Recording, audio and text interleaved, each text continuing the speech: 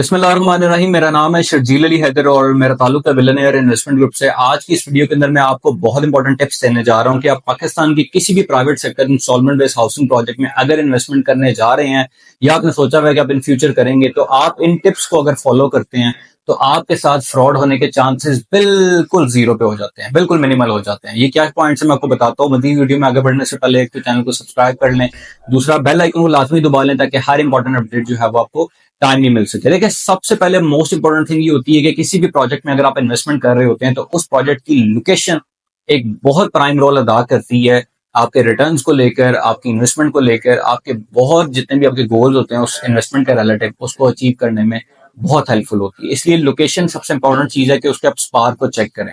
यहाँ पे मैं एक चीज क्लैरिफाई कर दूं कि बहुत सारे लोग ये कहते हैं जी कि अगर उन्हें कोई प्रॉपर्टी बताई जाती है कि this is good for investment, तो वो जो न्यूली इन्वेस्टर्स होते हैं उन्हें आइडिया नहीं होता है इन चीजों का।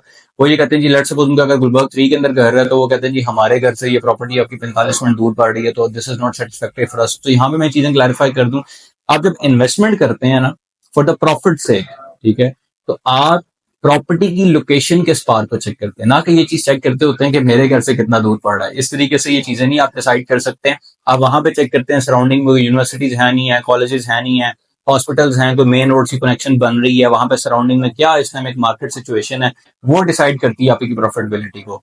Secondly, one of the most important thing is this कि आपने देखना होता है कि सर उस प्रोजेक्ट को बनाने वाले लोग कौन है, यानी कि डेवलपर कौन है।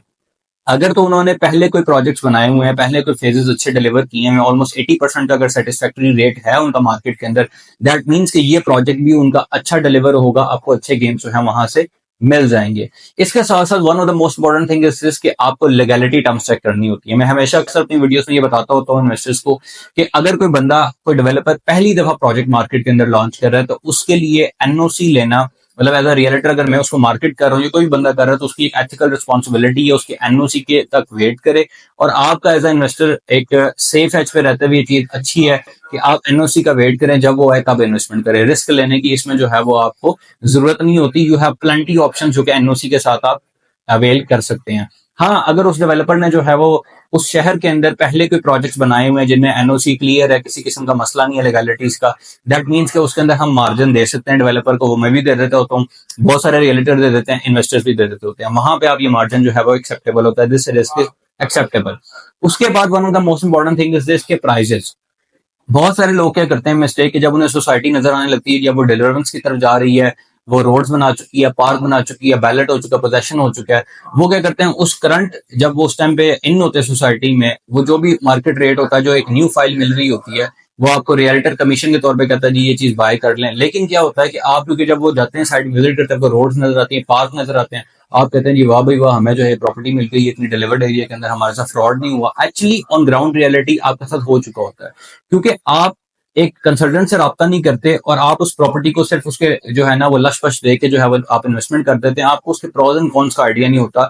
बहुत सारी सोसाइटीज क्या करती हैं, या मतलब ऑलमोस्ट 70% में ऐसा ये होता है कि वो इनिशियल बेस ब्लॉक्स को बहुत जल्दी डिलीवर कर देते हैं, बहुत जल्दी लोगों को पोजेशन भी दे देते हैं, प्रॉफिट्स भी दे देते हैं चलने के लिए मार्केट में, तो गेन इन्वेस्टर्स को अट्रैक्ट करने के लिए, और वो काफी देर तक होते रहते हैं फिर इस बेसिस के ऊपर। लेकिन उन्हें इस चीज का आइडिया नहीं है कि वो फिर पीछे के ब्लॉक में मेहनत नहीं करते, वो डिलीवरेंस को मद्देनजर नहीं रखते, क्योंकि उन्होंने जितना पैसा बिजनेस जनरेट करना था वो फाइल्स बेच के कर चुके हैं। अब वो इंस्टॉलमेंट्स की मद में अपना गेम चला लेंगे, अपना सिस्टम वो चला लेते हैं। आप लेकिन वहां पे फंस जाते हैं। इसलिए पहले ब्लॉक्स के अंदर और पहले रेट्स को प्रेफरेंस दिया करें, वहां पे इन्वेस्टमेंट किया करें पैसों को मैनेज करके। इसके साथ लास्टली और one of the most important thing is this कि आप जो है वो एक कंसल्टेंट से राब्ता किया करें जिसको प्रॉपर्टीज की हाउ ना हुआ है, जिसको पर्टिकुलर प्रोजेक्ट की एक्सपर्टीज है, जो आपको ब्लॉक बाय ब्लॉक गाइड कर सकता है कि sir this is good for you, यहाँ से हमने इस टाइम पे एंटर होना है, यहाँ पे अब एग्जिट होना है।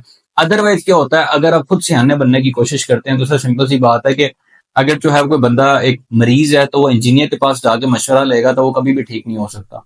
अगर किसी ने गाड़ी ठीक करवानी है तो डॉक्टर के पास चला जाएगा तो वो कभी भी ठीक नहीं हो सकता। मैं लॉयर नहीं हूं, तो मैं अगर अपना केस जो है वो खुद ही लड़ने की कोशिश करूंगा तो दिस इज ऑब्वियस कि मैं जीत नहीं सकता। मुझे I need a professional lawyer जिसकी एक्सपर्टीज हो उस केस को लेकर पर्टिकुलर, तो वो मेरी हेल्प आउट कर सकता है।